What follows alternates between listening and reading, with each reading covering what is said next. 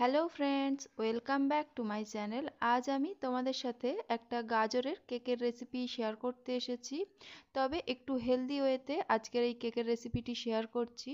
সাথে সাথে আজকের এই কেক তৈরিতে কোনো রকম ডিমের ব্যবহার হচ্ছে না এবং কোনো রকম ইলেকট্রিক বিটারও আমি ব্যবহার করছি না, যাতে তোমরা প্রত্যেকেই বাড়িতে তৈরি করে টেস্ট নিতে পারো এই মজাদার গাজরের হেলদি কেক। কোনো রকম ডিম ব্যবহার করছি না, ময়দা ব্যবহার করছি না, সাথে সাথে ইলেকট্রিক বিটারও ব্যবহার না করে একদম স্পাঞ্জি সফট কেকের রেসিপি তোমাদের সাথে শেয়ার করছি। তাই ভিডিওটি স্কিপ না করে একদম শেষ পর্যন্ত দেখতে থাকো। আর আজকের আমার এই রেসিপি ভালো লাগলে অবশ্যই চ্যানেলটিকে সাবস্ক্রাইব করে নিও। তো চলো রেসিপিটি স্টার্ট করা যাক।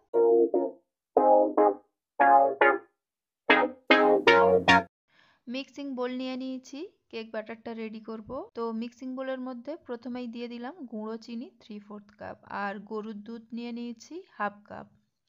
গরুর দুধটা অবশ্যই নর্মাল রুম টেম্পারেচারে থাকতে হবে। দুধ আর চিনিটা ভালো করে মিক্স করে নিয়েছি। চিনিটা সম্পূর্ণ গলে যেতে এর মধ্যে ঘি অ্যাড করে দিলাম 3 টেবিল চামচ। আমরা যেহেতু হেলদি কেক তৈরি করছি তার জন্য মেল্টেড ঘি এখানে ব্যবহার করেছি। তোমরা চাইলে এখানে নর্মাল সাদা তেলও ব্যবহার করতে পারো, অথবা বাটারও মেল্ট করে এর মধ্যে অ্যাড করতে পারো। তাছাড়াও কিন্তু এখানে ঘিটা ব্যবহার করলে ফ্লেভারটা আরও বেশি আসে।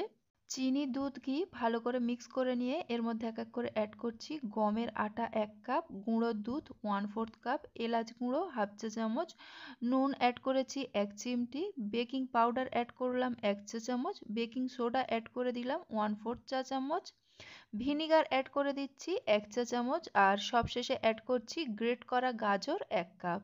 গাজরটাকে নিয়ে প্রথমে ভালো করে খোসা ছাড়িয়ে নিয়েছি, এরপরে একটা গ্রেটারের সাহায্যে গাজরটা ভালো মতো গ্রেট করে নিয়েছি।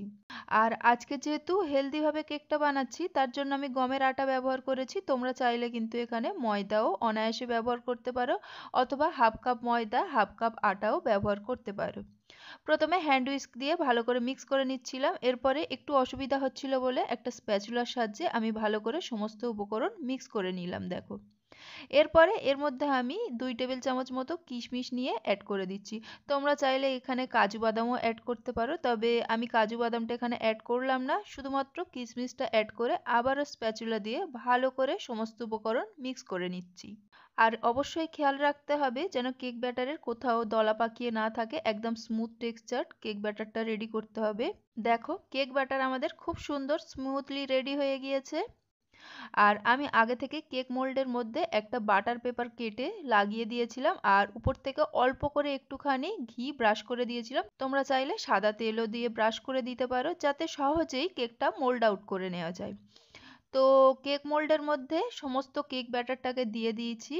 এরপরে হাত দিয়ে একটু এইভাবে ট্যাপ করে দিচ্ছি, যাতে ভিতরে যদি কোনো এয়ার বাবেল থেকে থাকে সেটা সহজেই বার হয়ে যায়। এবারে দেখো, আমি নিয়ে নিয়েছি কিছু পামকিন সিড আর নিয়ে নিয়েছি কিছু কাজু বাদাম। এই ডেকোরেশনটা তোমরা অবশ্যই তোমাদের যেমন পছন্দ, তোমাদের যেমন খেতে ভালো লাগে সেই অনুযায়ী করতে পারো। আমি এখানে পামকিন সিড আর কাজু বাদাম দিয়ে সুন্দর করে উপরটা ডেকোরেট করে নিচ্ছি। দেখো,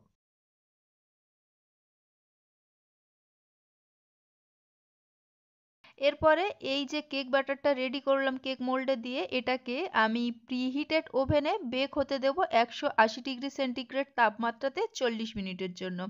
আমার কিন্তু 40 মিনিটেই কেকটা খুব সুন্দরভাবে বেক হয়ে চলে এসছে। দেখো কত সুন্দর কালার এসছে, আর সাইড থেকে কেমন ক্র্যাক এসছে দেখতেই পাচ্ছ।